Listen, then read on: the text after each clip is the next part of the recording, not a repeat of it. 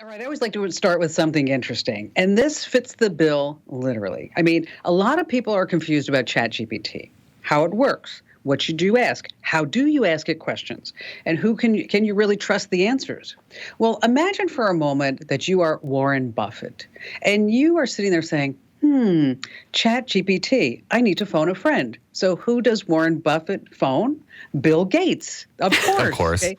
So Bill Gates goes over to Warren Buffett's house and sits down and says, hey, Warren, this is how ChatGPT works. And so here's what Warren had to say about it. I actually said, take this song my way and write it in Spanish. Wow. 2 seconds later, it comes out, and it comes out that it rhymes and it does all these wonderful things. But the problem is that ChatGPT just doesn't know how to tell jokes. Okay. Now, you have to know Warren Buffett to know that he has like this corny sense of humor. So years ago, I was voted one of Fortune magazine's most powerful women in America. And there was one guy invited, and guess who it was? Warren Buffett. So I went and did the keynote, and afterwards I sat right next to Warren Buffett, and he were just chit-chatting, and he looks at me and goes, oh, Kim, don't make fun of me because I have a flip phone because I don't trust iPhones. And I was like, oh, come on, dude, we got to get you at the Times. And I said, speaking of the Times, I mean, you must feel like so powerful because you're like the only man in this whole auditorium with 3,000 women. I said, I mean, if you can't score here, Warren, let me tell you, it's just not going to happen. So he actually looked at me and he said, Kim, look at me. I'm not the most attractive guy. I'm older. I'm in my 80s. You know what I have to do to score with a woman? I said, what? He said, I had to buy Hanes underwear. And that's how I got it. And then he said, here's another fun fact. Who buys the most men's underwear at Walmart? Who does? Anybody? Women. Mm-hmm. Women will buy men's underwear. I thought that was so interesting. And on that happy note, welcome to a happy Friday. Are you ready for just another exciting episode of Kim Komando today? We've got just a jam-packed show for you with not just one, but two amazing folks by my side. I'm talking about the amazing dynamic duo from Komando.com and the newsletters. Of course, we have Allie Seligman first up. She's our amazing content queen. Hello there, Allie. Hi, Kim. What's going on with you today? Speaking of ChatGPT, I'm going to tell you all the things you don't want to say to it because, yes, your privacy. And then a little trick that can maybe help you avoid some embarrassment, either at work or with your friends, involving Google Docs. Ooh, yes, that's a good one. And then, of course, we have our magnificent millennial and our very own internet scout to tell us what's going online so we always sound hip. It's Matthew Heffel. Hello there, Matt. Hi, Kim. I'm going to talk about how a Facebook group was able to bring a long-lost father and daughter back together after 20 years, as well as how you can use Gmail to catch companies selling your data. Oh. Yeah. Wow, that's something. Hey, listen, if you're looking for a new way to enjoy the Kim Komando Today podcast, how about adding a little visual element to the mix? That's right. You can watch us do the podcast over at youtube.com/Kim Komando. That's youtube.com/Kim Komando. All right, let's get started with the news already, and I'm going to go first. Now, imagine this. Your grandfather died many years ago, but you're still able to ask him for advice. What? What's going on? Well, it's a new world. It sounds unbelievable, but it's soon going to be a reality, according to Dr. Desai. He's a Silicon Valley computer scientist and the founder of multiple artificial intelligence platforms. They say by the end of this year, talking about by the end of this year, is that you could talk to your loved ones who have passed on. Now, on Twitter, he urged folks to start recording their parents, anybody else who's older in the family, with enough transcript data, this new voice synthesis and video models. There's a 100% chance that they could live with you forever after they've left the physical world. So he says, with all these recordings, an AI system will learn as much as it can about your loved one, then generate an avatar that looks like that person. So you can talk to them whenever you want through your phone, your laptop, your computer, whatever it may be. And this isn't just fantasy. Companies like Deep Brain AI, they're already offering a service called Rememory. And you have to kind of pre-plan for your own death. But you do 7 hours worth of interviews with Deep Brain, and then they're going to create this digital avatar of you for your loved ones so that they can talk to you for all time. What do you think about this? Is it going to create a situation where you can't like continue? Like you can't have that period of mourning. You can't kind of go Move through on. that. Yeah. It's a lot for me. It's a lot for me to handle. I think if I think about maybe it being someone that I only knew as a kid, like, you know, a great grandparent, an older grandparent, but somebody that I'm really close to, that seems really tough. I feel the same, Matt. Like it'd be hard to find closure. Yes, it would be. Yeah. It really would. It would. I think it would be too. Because I was thinking of like with my mom. Because we were like two peas in a pod. I mean, I lived with my mother, which I explained to her once. I said, I've lived with you for like 45 years of my life. It's like, it is not because I live in your basement. Right. It's not because of that. Okay. But, it's always has been interesting to me when someone when somebody who has died, they say, the late whoever that person is, the late whoever that is. I'm always like, I just want to say like, dude, they're not coming. Okay. They're not coming. Okay. Okay, Matt. So what's going on in your news world? Speaking of family, it's a nice little transition here. I want to tell a really quick story. Her name was Jordan O'Neill, and she had a really interesting story that I read online this week. She was born in 1997, and pretty much immediately after she was born, her parents split up. So for the first 8 months of her life, she majoritively lived with her father. And then her mom kind of stole her and moved her to Alabama, where her mom almost immediately abandoned her to live with her grandma. So she lives with her grandma for another 20 years. And then sadly, in 2020, her grandma passed away. Now, she didn't have any other family. And she was really interested to try to get to know any other family that she might have had. And she was looking at all that stuff. And she realized she wanted to find her father, her biological father. Now, she didn't know how to get started with this, and she didn't know who to reach out to because not only was he not listed on her birth certificate, but her grandmother never told her his name. Oof. So she started reaching out to like family, friends, and people like that, was able to actually find people that had known her mom a long time ago, around the time she was born. And she asked, did you know who the guy was? And they're like, no, but here's some pictures of all the times that we went out to clubs and bars and whatever. And so she found a picture of her with a guy that she thinks looked like her dad. She then went and posted that on Facebook groups in the area where she was born. Facebook groups in the locale in Detroit where she was born immediately. And within 30 minutes, she had gotten dozens of responses who knew exactly who this guy was, were able to give her his name and where he lived.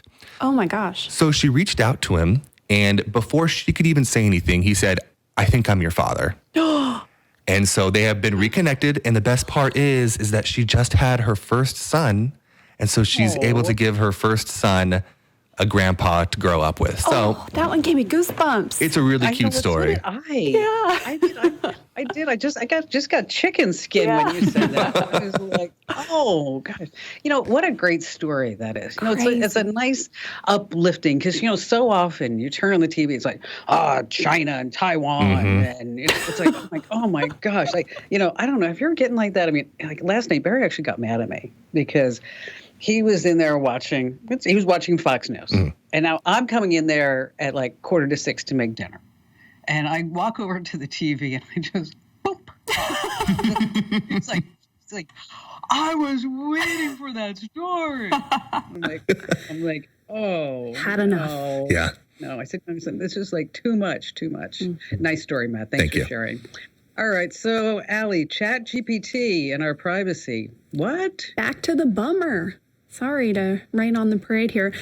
Actually, yeah, we use, here at Komando at least, we're using ChatGPT all the time for lots of stuff. It is so useful. It's so helpful.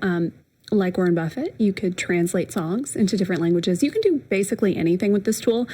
But a little reminder, before you get too deep into worrying, oh my gosh, the robots are coming for my job, they're going to take over humanity. Let's talk about your privacy first, because that is the concern that we should have now. We'll wait on our robot overlords till a little bit later. By the way, we wrote about this in the Current Tech News. If you are not subscribed to our new newsletter, so missing out. I don't know what you're doing with yourself. Today, we got a review. Someone said, I pity the fool who doesn't get Q Commando's Current Tech News. That was, because you could just hear this, I pity the fool. I pity the fool. Pity the fool that doesn't get the newsletter. Oh, man. Okay, so let's go over a little bit of what they collect. This is all really without you doing much. So OpenAI, which is the company behind ChatGPT, they collect your IP address, your browser settings, of course, all the questions you're asking, the conversation you have, your location, and the device that you're using, whether that's an iPhone, an Android, PC, Mac, whatever. They also collect the name of the device, the operating system, and the browser. So down to the detail of this is Kim's iPhone using Safari. This is Allie's Android using Chrome, whatever it is. They share this information, of course, with third parties. They do say it's shared anonymously. Everybody always says that, right? Right. And then there's all the stuff that you voluntarily provide. So when you make an account, you have to give over your email address, okay?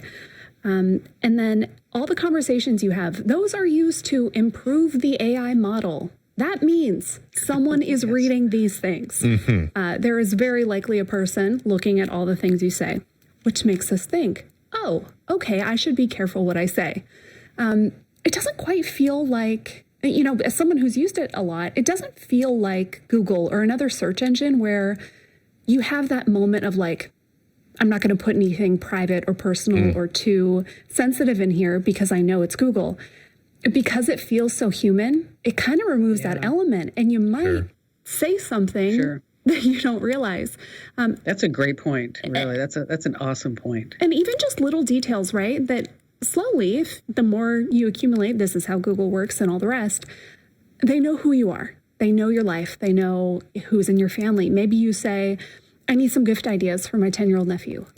I need I need to know the best things to do or the best national parks where I live in my city, and slowly or but surely. I need to know if this rash is cancer. Yeah. Seriously. Yes, exactly. Yes. The bad news is you can't delete specific things you say to ChatGPT. So if you've said a bunch of stuff that now you're like, oh, I shouldn't have done that, you can't. If you want to wipe everything, you can delete your account. I am not really so sure that is going to wipe out everything. There are probably at least bits of your account and your conversations are going to stick around. And a reminder, if you're using this for work, don't put any confidential work information, anything from your job, trade secrets. Follow your company's security procedures like you normally would. If you wouldn't tell somebody in real life, don't put it into the chatbot. Yeah, exactly. I mean, don't upload a business plan and say, please summarize this for me. No. It's just Remember when companies were getting in trouble because people were putting in hey, I work at Google. Can you figure out this coding problem? No, we don't want them to have that.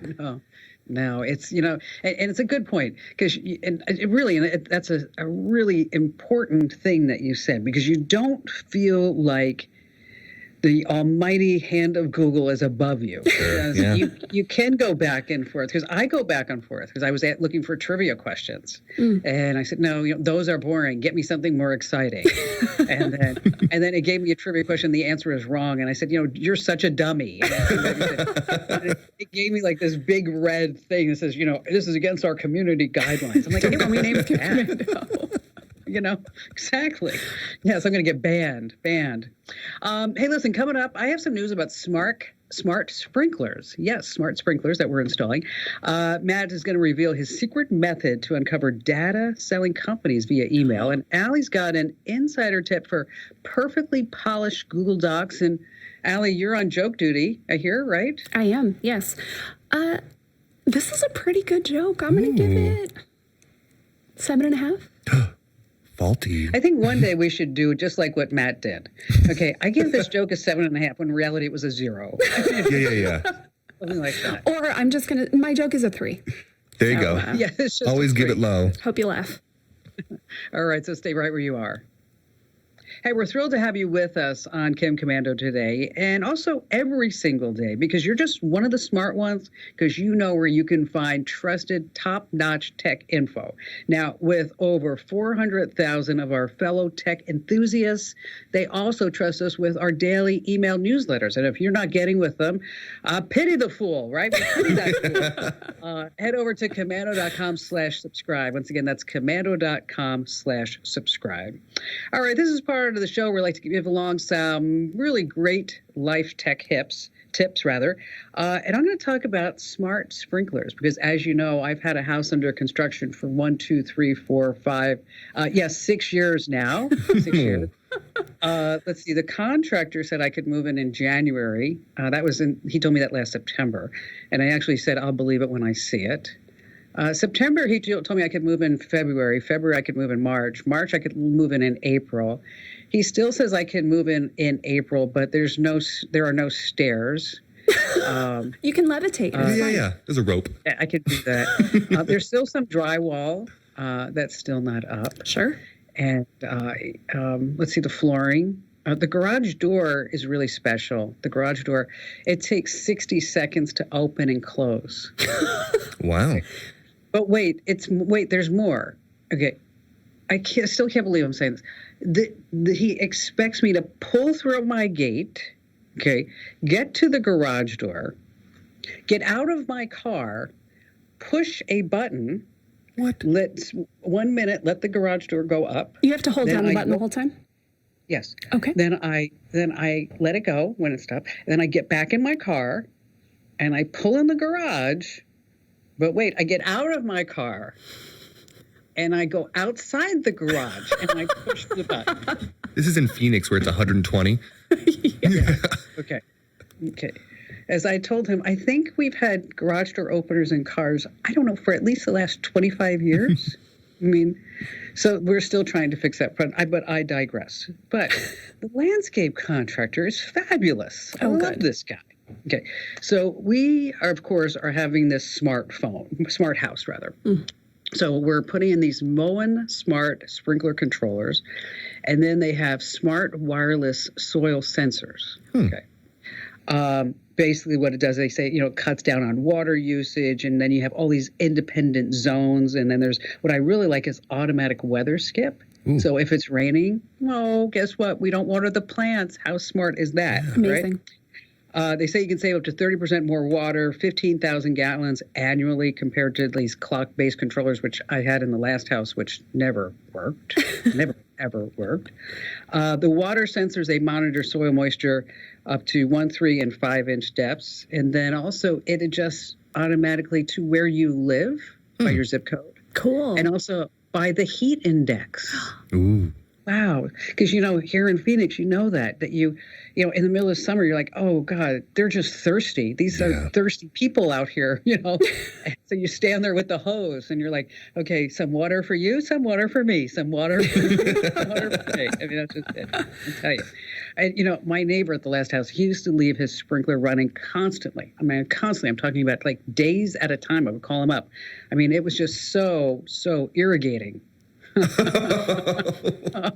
Sorry about that. All right, Matt, save us with a great tip. Save us. All right.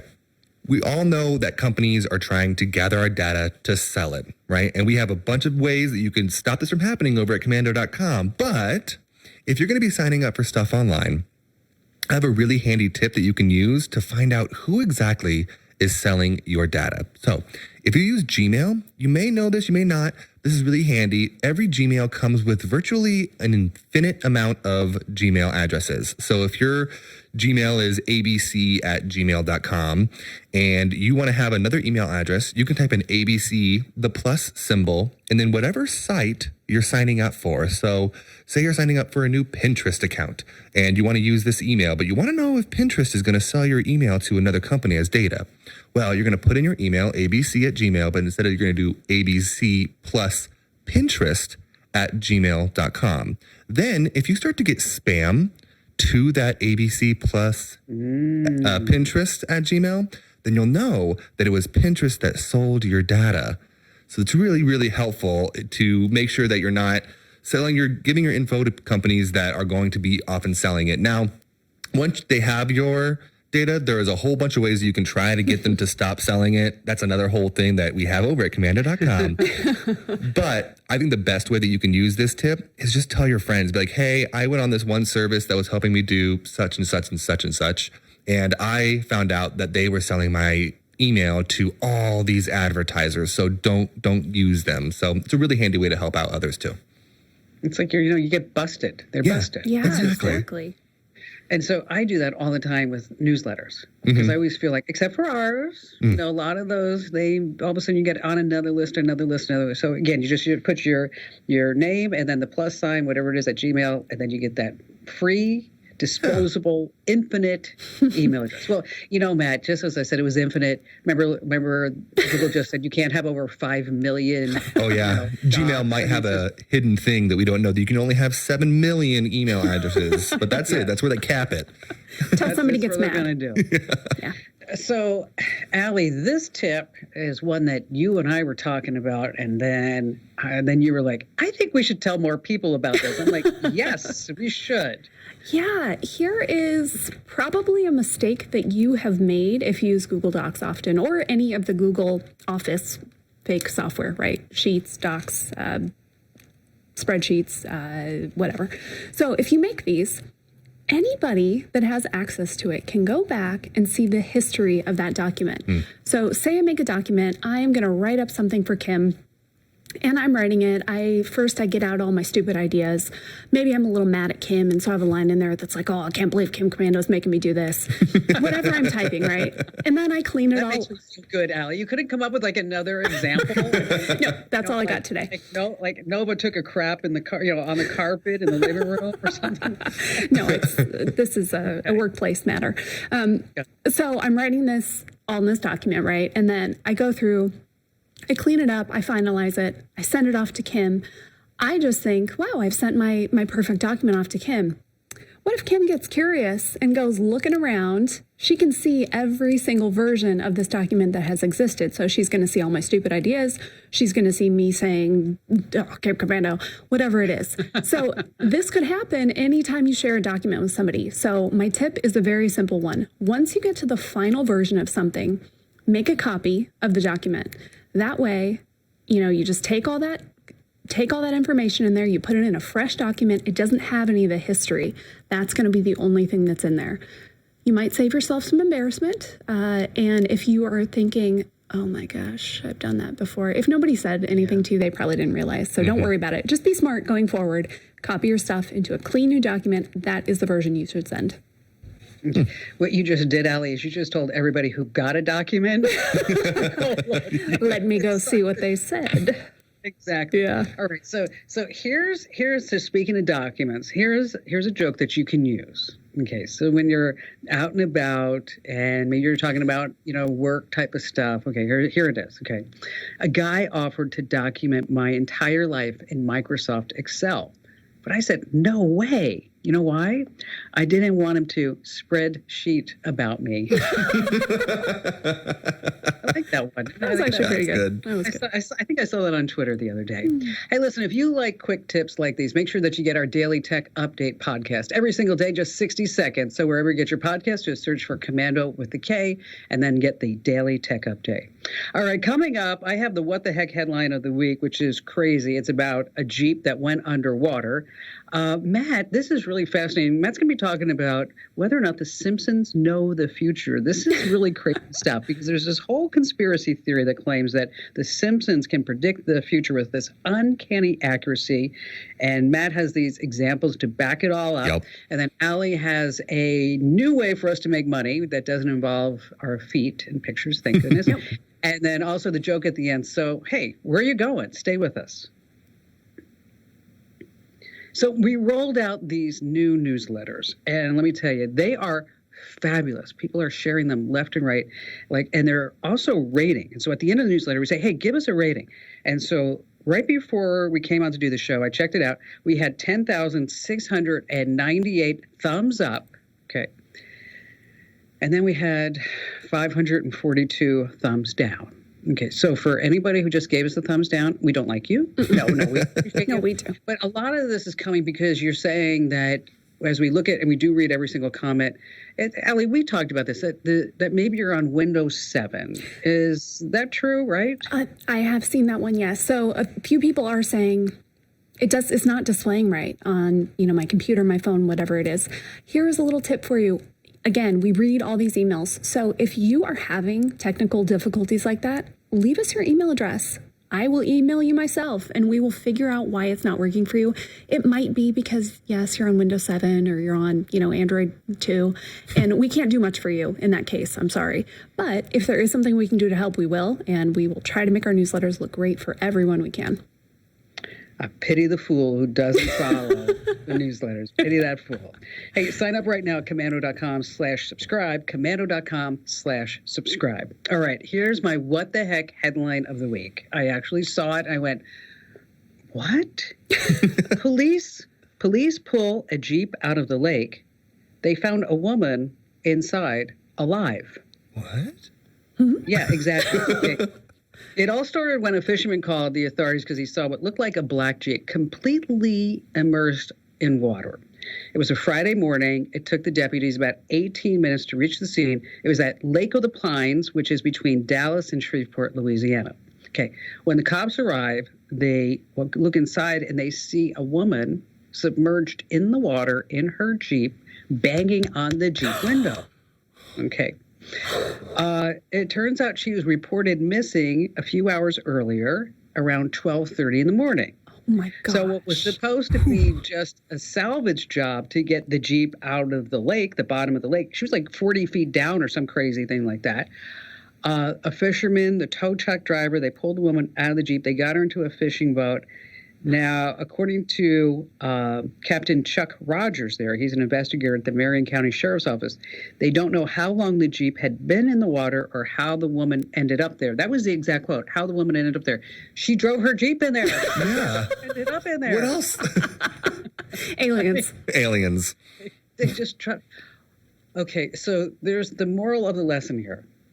Moral of the story, rather, is that if you are going around country roads at 12:30 in the morning on a Friday night, Saturday morning, and it's probably dark and you don't know where you are, is that you should probably always drive a Jeep because we know that it's Watertight. Okay. That is incredible.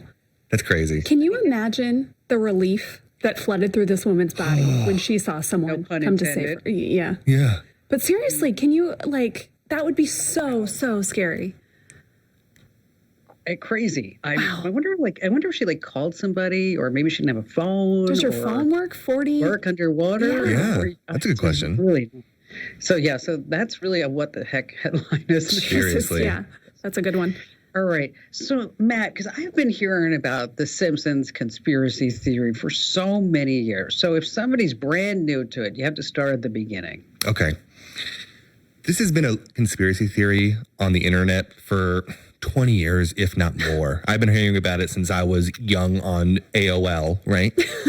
Now, the theory is that Matt Groening, the creator of the Simpsons, which has been around for 32, 33 years, is a time traveler.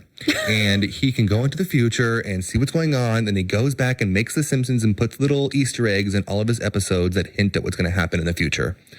And there are a lot. There are hundreds. I picked out a few just to give you guys examples. But if you are really interested, if this piques your interest, just Google Simpsons conspiracy theories, and you'll find hundreds, if not thousands of these. Wow.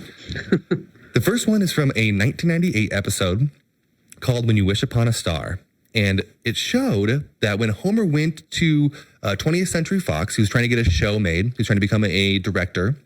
And so he goes to 20th Century Fox and he says, I want to do this. And we just got new ownership, so we have to go to them. And the camera pivots to a picture of a poster that has 20th Century Fox, now owned by Disney. This came out in 1998. Then, Wow. 22 years later, 20th Century Fox was purchased by Disney. Dun, dun, dun. So that's a little light one. Okay. The next one's kind of interesting. This one came out in 2004. It's called The Ziff Who Came to Dinner. And the episode doesn't really have anything to do with this single scene. It pans over to Homer, the main character, if you didn't know, standing in his living room. And he had just seen The Matrix. And it goes to the future of him standing in the same spot. And it has a poster of him that says Matrix coming out in 2021. Christmas 2021. It says Christmas Matrix coming out 2021. Matrix 4 came out December 2021. I mean, why would they even put that in there? Okay, I got another one. This one's more tech-based, kind of interesting. Came out in 1995. And in the episode, again, it goes to the future. They say they're zooming to the future of 2010. So it's 15 years before that when this episode came out. And in the episode, Lisa, the daughter, has grown up and she's married and she's calling her mom, Marge. And in the call, she pulls out her phone and the phone has a screen on it where she can see and talk to her mom over a video call. Now, the interesting thing is not that this was going to come in the future, but guess what came out in 2010? FaceTime. Hey. So that's kind of interesting. Mm-hmm. I got two more. This one's really, really like one of the biggest ones online right now. This episode came out in the year 2000, and it is when the daughter, Lisa, is grown up in the future, and she becomes the president, and she's seeking re-election, and guess who she's running against?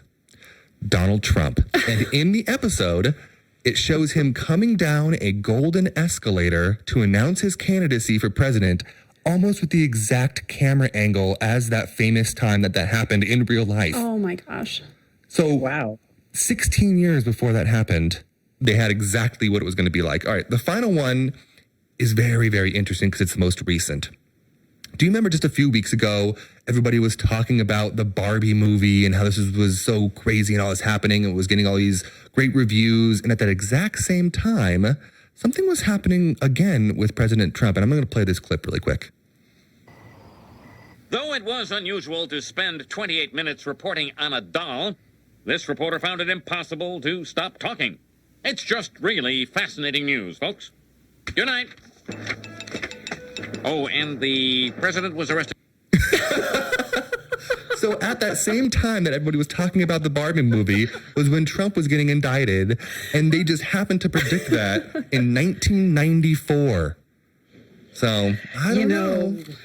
It is kind of, it's bizarre. If there was just one example, you'd be like, well, it was a crapshoot. I called the psychic hotline or whatever. Yeah.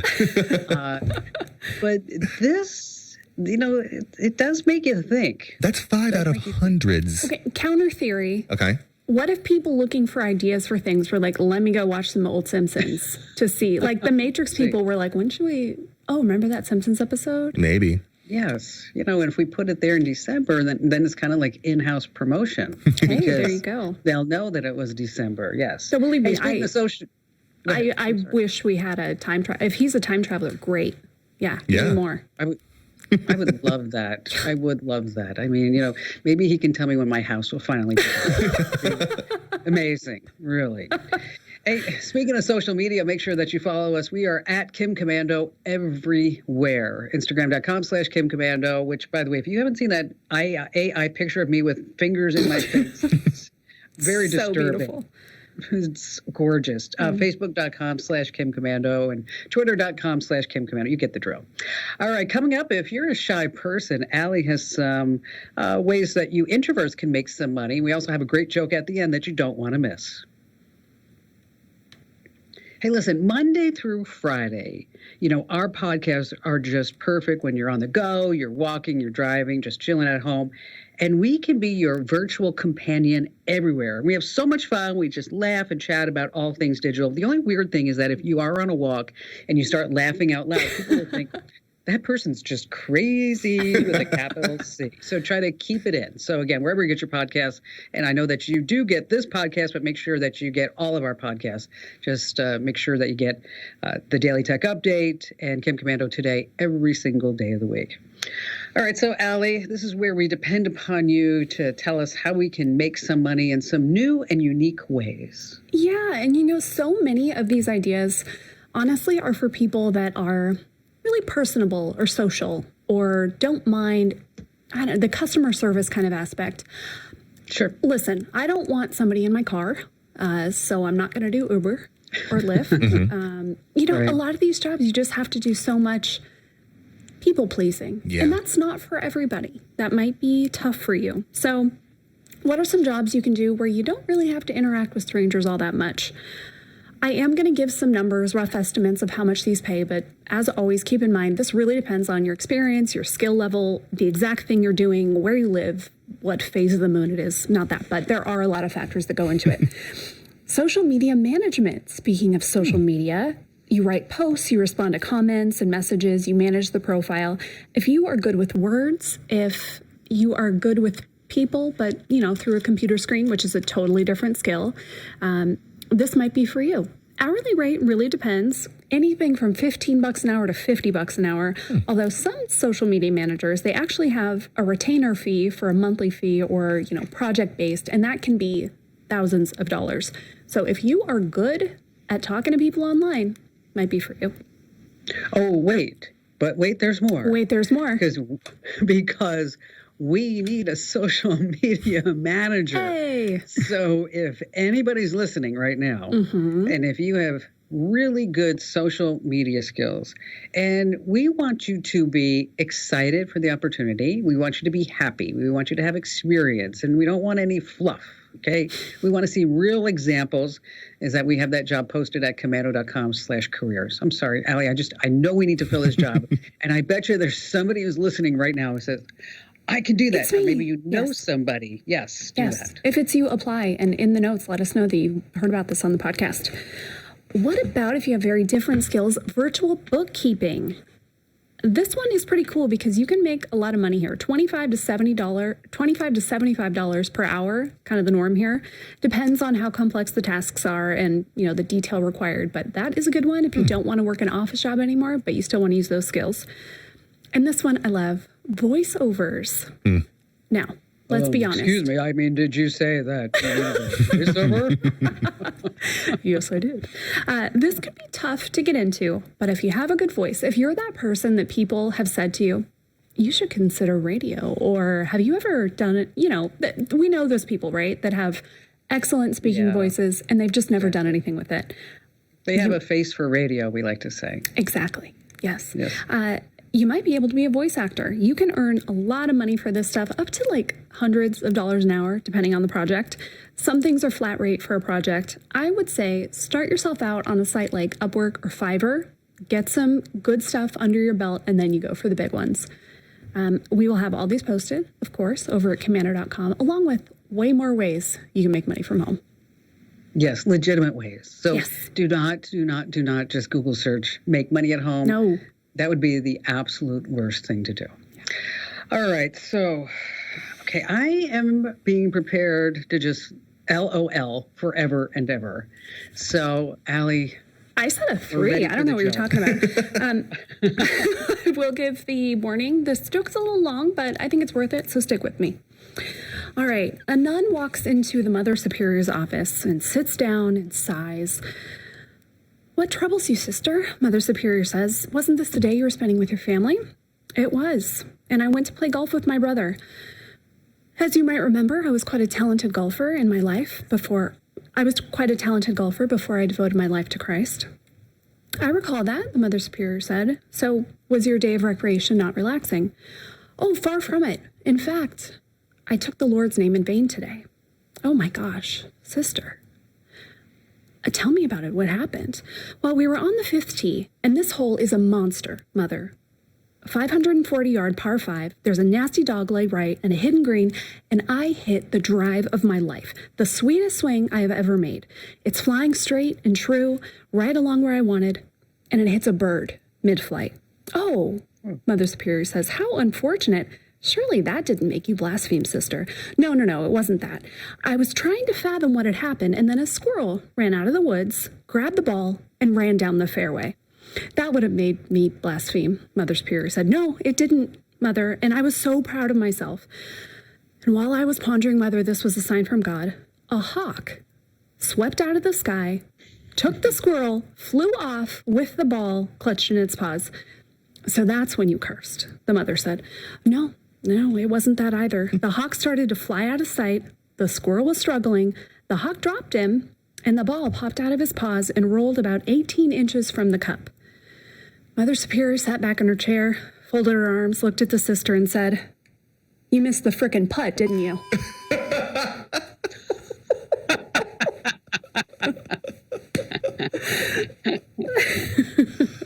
right. That's good. We're just testing that beep. Yeah. Look at it. All right. I'm on a golf team now. Ooh. There's a joke for you. I'm going to have to use that, although it's really long.